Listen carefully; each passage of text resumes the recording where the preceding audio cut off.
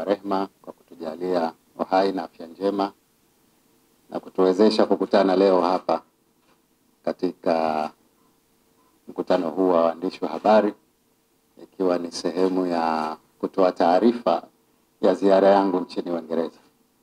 Nilipata mwaliko wa Jumuiya ya Madola kushiriki katika mkutano wa Commonwealth Trade and Investment Summit, yaani mkutano wa biashara na uwekezaji wa Jumuiya ya Madola.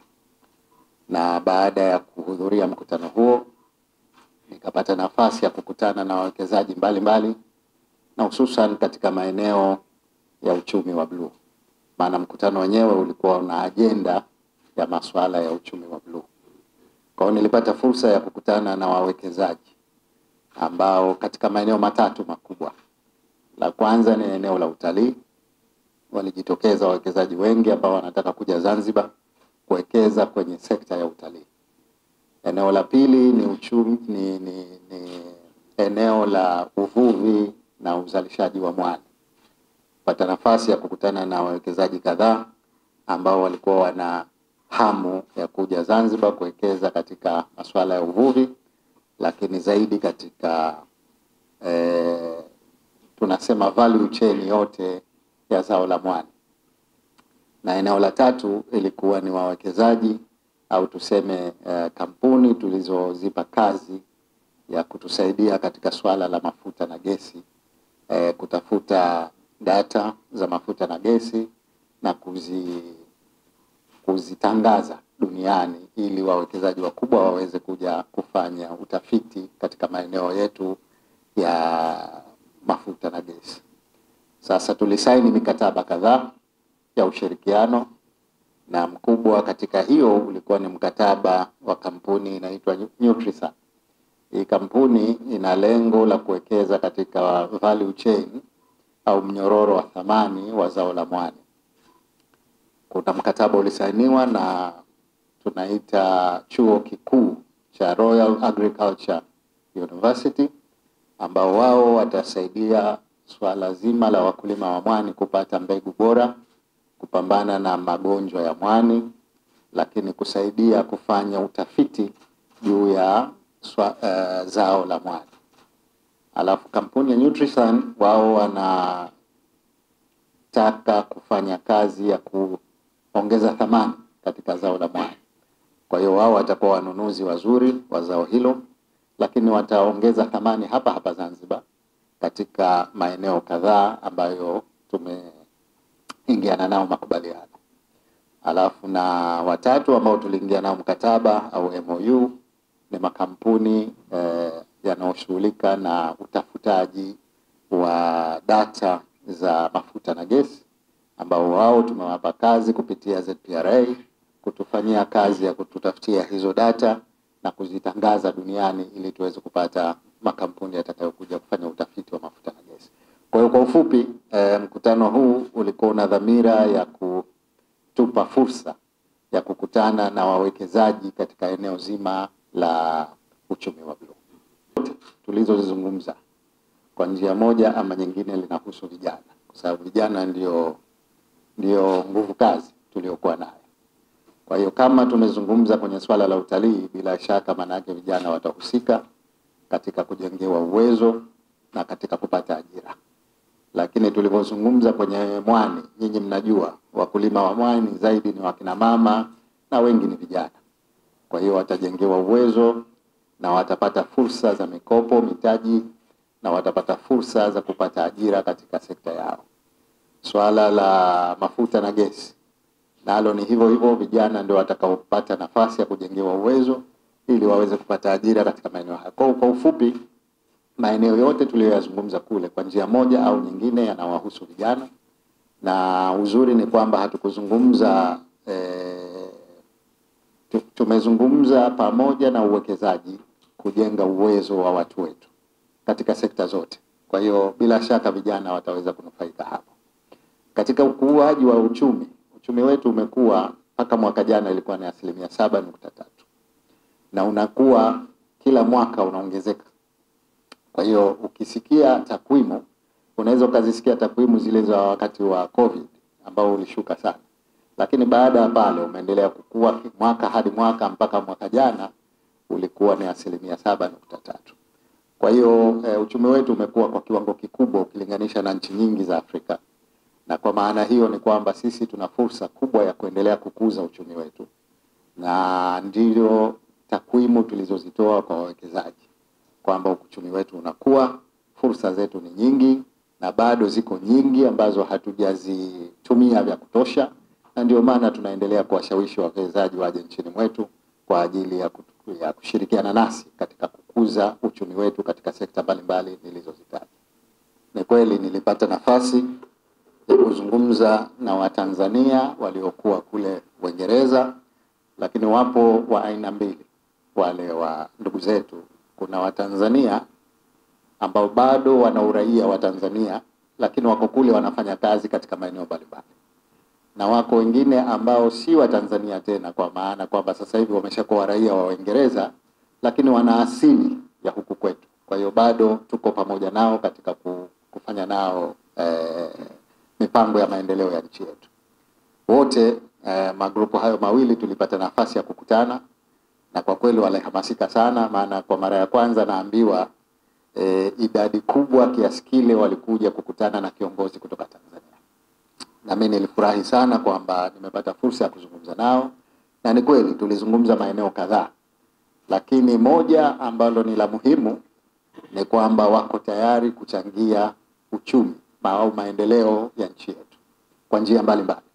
Wako ambao wako tayari kuchangia kwa fedha zao, wako ambao wako tayari kuchangia kwa ujuzi wao, wako ambao wako tayari kuchangia kwa kushawishi, kwa kuwa mabalozi wazuri kwa watu wenye uwezo kuja Tanzania.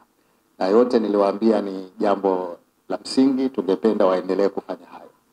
Sasa katika changamoto walizozieleza kama ulivyosema, wanasema wako baadhi yao kwamba wanapata changamoto ya kupata vitambulisho. Kama mnavyotambua hapa Zanzibar sasa hivi tuna kadi maalumu ya diaspora, na upande wa bara wanawapatia vitambulisho vya NIDA.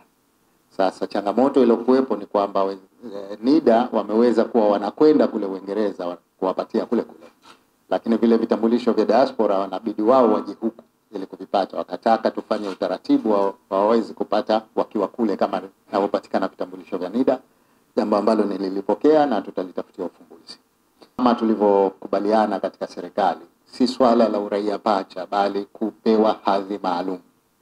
Wizara ya Mambo ya Nje na Ushirikiano wa Kimataifa hapa Ushirikiano wa Afrika Mashariki hapa Tanzania tayari walishaanza mchakato wa kufanya utaratibu wa kuwapa hadhi maalum diaspora wetu walioko nchi mbalimbali duniani.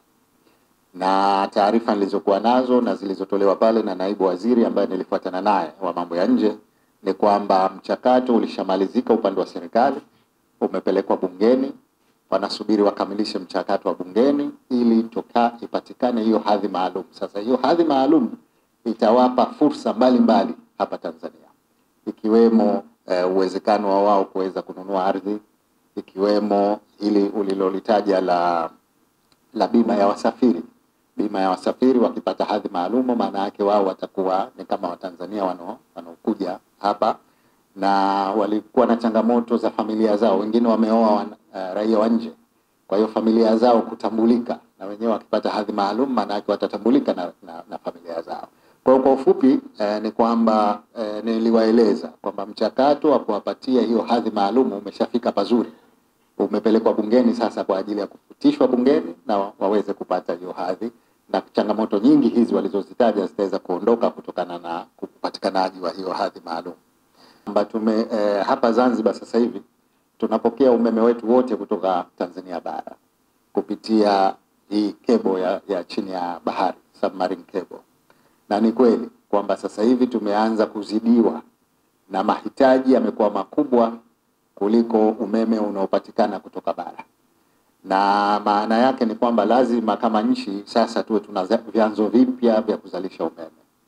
Na tulizungumza na wawekezaji waje wawekeze katika uzalishaji wa umeme wa jua, uzalishaji wa umeme wa upepo, na uzalishaji wa umeme unaotokana na takataka.